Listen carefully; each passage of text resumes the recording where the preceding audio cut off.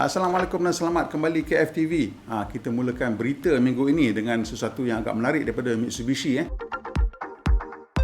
yang dah mula menunjukkan video acah ataupun teaser video model Outlander tahun 2021. Jadi dalam video ni kita boleh tengoklah macam biasa dia bawa kereta ni pergi pusing masuk ke laluan lasak sikit, kedah air, laluan berlumpur, panjat bukit, salji, the usual thing lah untuk SUV. Tapi kereta ni berbalut dengan camouflage. Walaupun dia berbalut dengan camouflage, kita boleh kesan mereka bentuk dia rupa macam mana. Kalau awak ingat balik pada tahun 2019 masa Tokyo Motor Show, Mitsubishi ada menunjukkan konsep yang bernama Engelbert. Pelik nama tu, nama Swedish kenapa entah, tapi apapun ini sebuah konsep SUV dengan reka bentuk yang agak kotak-kotak dan ada interpretasi terbaru muka Mitsubishi. Dan kalau kita tengok di bawah camo ni kita nampak lampu posisi ataupun driving light yang berada di bahagian atas dan juga lampu utama yang berada di bahagian bumper. Dan kita tengok daripada tepi dia punya proportion ataupun nisbah bentuk dia memang kelihatan sangat serupa dengan Engelbert. Dan daripada belakang pun kita tengok dia punya posisi lampu lebih kurang juga sama dengan konsep Engelbert. Jadi kereta ni dikatakan akan dilancarkan pertengahan bulan Februari, 16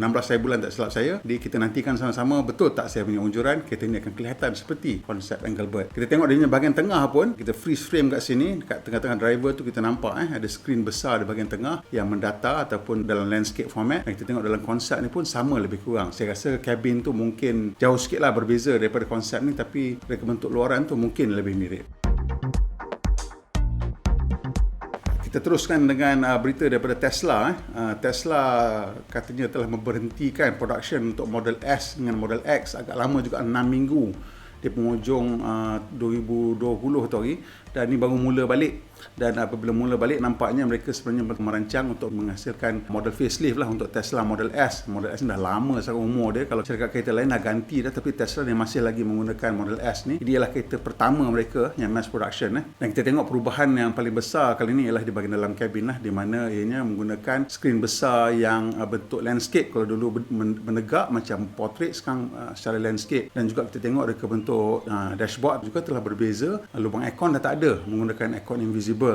Dan kalau kita tengok reka bentuk steering juga dah berubah banyak. Jadi steering ni sekarang semakin kecil, nampak macam sangat futuristik.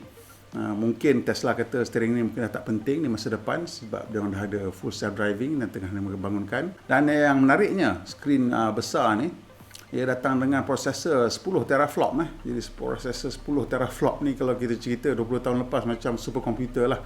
Tapi sekarang teraflop ni cerita ni memang dalam grafik card pun dah teraflop. PC biasa kat rumah pun dah pakai teraflop. So sekarang ni 10 teraflop adalah satu angka yang besar. Dan kenapa dia letak ni? Sebab untuk membolehkan orang buat main game. Boleh main game dalam kereta lah sekarang ni. Untuk gaming dah boleh lakukan sama macam di rumah tetapi di dalam kereta. Dan dia menggunakan pelbagai sambungan Bluetooth. Maksudnya beberapa telefon sekali boleh sambung dengan Bluetooth untuk anda main game dalam kereta walaupun ada 2-3 orang sekali nak main. Dan setelah sekian lama menunggu pada tahun 2017 di mana kita melihat variant Plaid. Variant Plaid ni variant ekstrim dia lah, macam kalau BMW dia punya M lah, kalau macam Mercedes dia punya AMG lah. Jadi variant Plaid kali ni telah dihasilkan, ianya menggunakan 3 motor elektrik menjana lebih 10 kuasa kuda.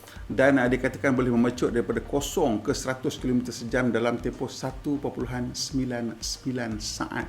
Kita sekarang dah turun bawah 2 saat dah untuk kereta 4 pintu. Dah tak tahu nak cakap macam mana dah. Benda-benda ni semua dah masuk teritori lain lah. Kita dah masuk ke alam kereta elektrik, dia semua dah masuk cerita lain dah. Dikatakan theoretical maximum untuk pecutan daripada 0 to 100 ni ialah 1.7 saat.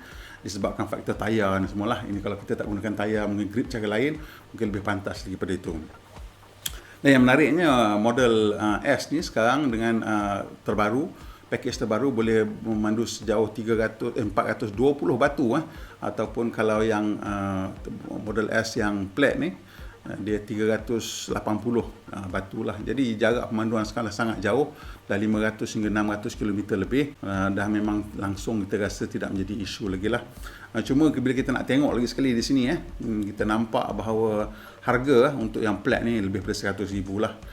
Harganya sangat tinggi. Dan yang lebih menarik lagi kat bawah ni, full self driving sekarang bernilai $10,000. Dulu mula-mula 6, kemudian 8, sekarang dah $10,000. Katanya lepas ni kalau betul-betul dah dapat kelulusan, mungkin meningkat menjadi $20,000. Siapa yang berminat boleh pesan di sinilah, tapi kita tak dapat, kita bukan lagi dikira sebagai pasaran. So anda mungkin perlu order kereta di Hong Kong ataupun di UK dan fikirkan cara macam mana nak bawa datang balik ke sinilah. Kita sambung pula dengan BMW. Kalau BMW minggu lepas menayangkan BMW i4, iaitu versi M4, tapi yang elektrik lah kayaknya. 4 series elektrik lah basically. Kali ini minggu ni diorang kembali balik ke kereta pembakaran dengan menghasilkan M5 CS. Jadi sebelum ni varian CS ni dia macam super lightweight, hanya untuk M2, M3 dan M4. Tapi sekarang buat kali pertama mereka menawarkannya untuk model M5. Jadi untuk M5 kali ini memang pelbagai perubahan besar telah dilakukan untuk menjadikan ianya lebih laju. Jadi model terbaru ini datang dengan enjin V8 4.4 liter yang menjana 467 kW ataupun 635 kuasa kuda, dan ini menjadikannya kereta BMW paling berkuasa yang pernah dihasilkan. Ciri piawai kereta ini datang dengan kotak gear 8 kelajuan M Steptronic dengan X-Drive, tapi uniknya sistem X-Drive kali ini boleh dipilih mode 2-wheel drive. Ini untuk mereka-mereka yang mahu merasakan sensasi memandu kereta pacuan roda belakang. Semua kuasa tu BMW M5 CS kali ini boleh memecut daripada 0 ke 100 km sejam dalam tempoh 3 saat. Ini satu pencapaian yang sangat mengejutkan lah untuk sebuah kereta 4 tempat duduk dan 4 pintu. Betul, kali ini memang dia ada 4 tempat duduk sahaja. Jadi dalam usaha untuk mengurangkan berat BMW M5 ni, mereka telah menggunakan seat M carbon lah untuk penumpang depan dan juga pemandu. Yang kat belakang juga nampak macam mereka menggunakan sport seat juga dengan span yang nipis, dan ada individual seat lah, kursi seorang satu, dan tak ada lagi bench seat. Dia dah buang bench seat. Dan kalau tengok kemasan kat bahagian dalam juga, banyak yang kulit tebal-tebal tu dah digantikan dengan carbon fiber ataupun dengan lapisan yang lebih nipis lagi. Punya telitinya dia orang kali ni sampai ke bearing spring pun dia orang adjust katanya. Maksudnya dekat wheel bearing tu selalunya memang ada clip lah untuk pegang ball bearing tu. Tapi ball bearing dia selalu ada free play sikit. Kalau tidak macam dia nak bergerak kan? Boleh, tapi untuk mengurangkan free play ataupun clearance tolerances dalam tu, selalunya orang gunakan preloaded ataupun menggunakan spring lah untuk menolak ball bearing tu lebih rapat lagi dengan dia punya guide runner dia ataupun race dia. Dan kali ini mereka sampai ke tahap tu. Tak tahulah apa yang dia orang buat sampai tahap mana lagi sedap kereta ni, tapi begitulah telitinya mereka kali ini. Dan berita baik, kita tengok moncong M5 kali ini dah tak sebesar macam M4. Mungkin peminat-peminat BMW boleh bernafas lega, dan kemasan juga cantik, warna tembaga, gunakan carbon fiber. Dekat atas bonnet tu dia ada air vent untuk mengeluarkan udara panas daripada dalam bonnet, dan ianya ialah kemasan tu carbon, bonnet tu juga sendiri carbon, dan pelbagai-bagai komponen lagi seperti depan, bumper splitter depan, diffuser belakang, spoiler belakang menggunakan sama ada plastik yang diperkukuhkan dengan gentian karbon ataupun gentian karbon. Dan ada setengah-setengah bahagian tu memang kita boleh nampak gentian carbon fiber tu. Dia bare carbon lah bagi nampak. Harga untuk BMW M5 CS ni dia akan mula dijual pada musim bunga tahun ini, bermula daripada €180,400. Bila masuk ke Malaysia saya tak pasti, tetapi BMW Malaysia agak cepat dengan benda-benda ni. Boleh call aku dia orang dah minta kalau nak pesan.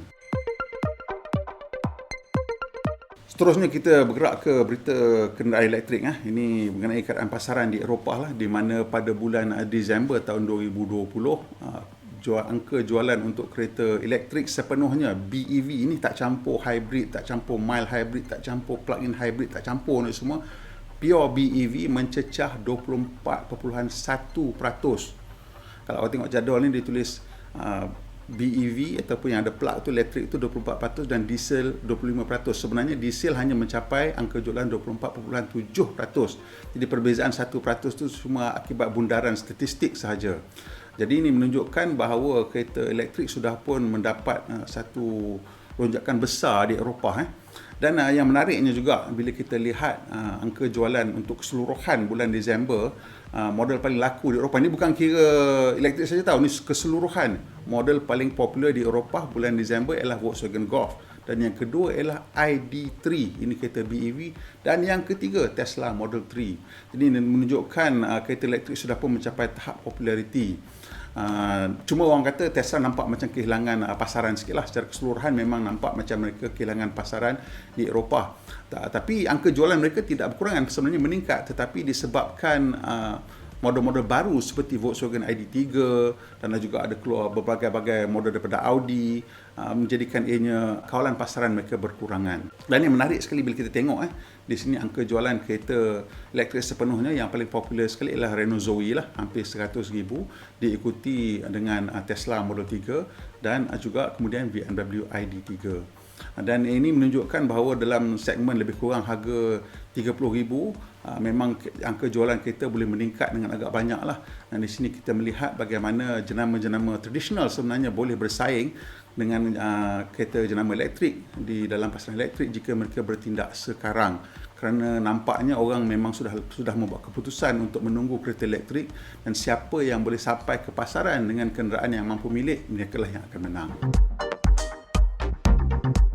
Kita teruskan lagi dengan berita elektrik. Shell telah membeli UB Tricity. Jadi UB Tricity ini adalah syarikat pengecharge kereta yang paling besar di UK. Mereka ada 2,700 charging point, dan di Germany dan Perancis mereka ada 1,500 charging point. Jadi bezanya UB Tricity ini dengan syarikat-syarikat lain ialah mereka meletakkan mereka punya charger tu dekat tiang lampu ataupun penghadang jalan. Jadi awak tak perlu cari masuk ke tempat charge khas macam di kedai ke, ataupun di pasaraya ke, ataupun di tempat macam petrol station ke. Tapi tak perlu. Mereka boleh parking kat tepi jalan. Kalau dekat tiang lampu tu ada tempat charge, boleh jolok awak punya kabel dan charge saja. Berita tahun ini sebenarnya menyusul berita tahun lepas di mana BP telah membeli Master Charge, tak silap saya. Ini juga satu lagi syarikat pengecharge di Eropah, dan kini dua ni bersaing lah. BP dan Shell kini menjadi pusat pengecharge pertama dan kedua terbesar di United Kingdom. Dan tak lama lagi saya rasa di Eropah juga syarikat-syarikat petroleum akan menguasai medan charge ini. Jadi saya sangat berharap Petronas akan mula bergerak ke arah ini untuk membolehkan kita membuat anjakan ke dunia pengangkutan elektrik. Ini sudah sedikit berita sukan pemotoran di mana di Rally Monte Carlo yang ikonik itu, Toyota dengan GR Yaris mereka telah mendominasi perlumbaan, menduduki tempat pertama, kedua dan keempat dan juga keenam.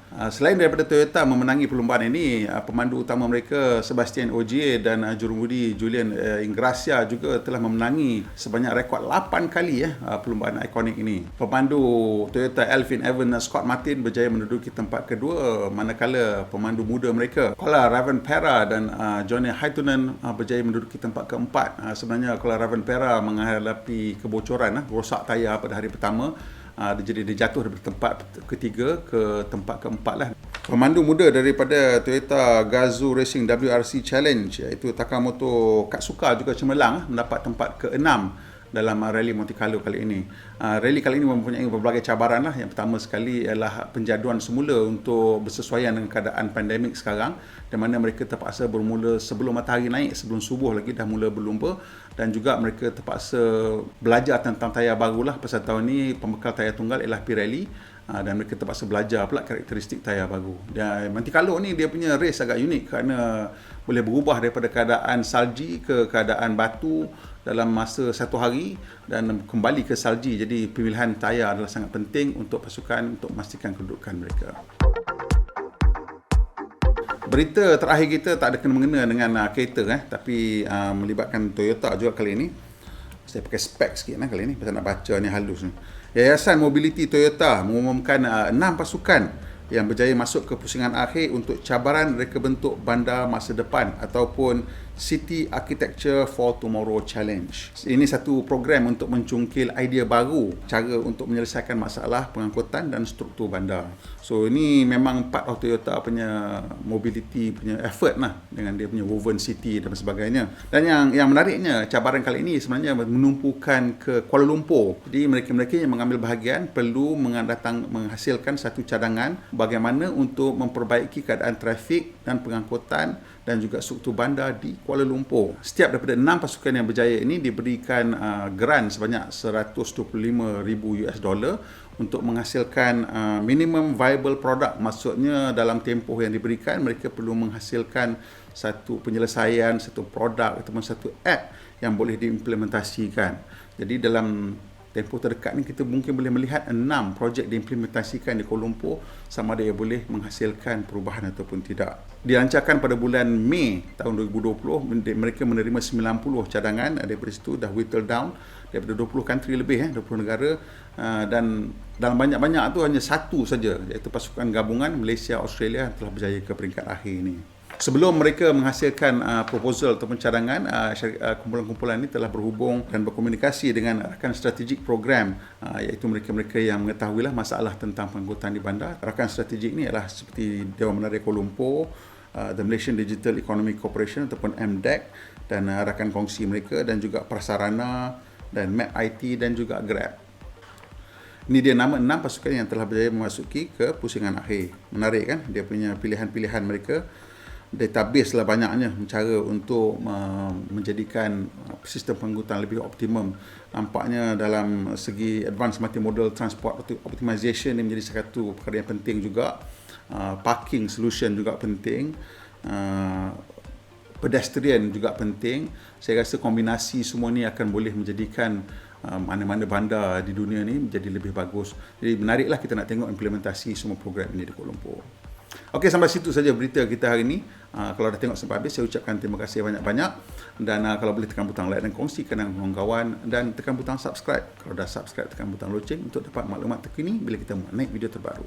Pemandu Malaysia, pemandu yang berhemah. Kita jumpa lagi, insya-Allah.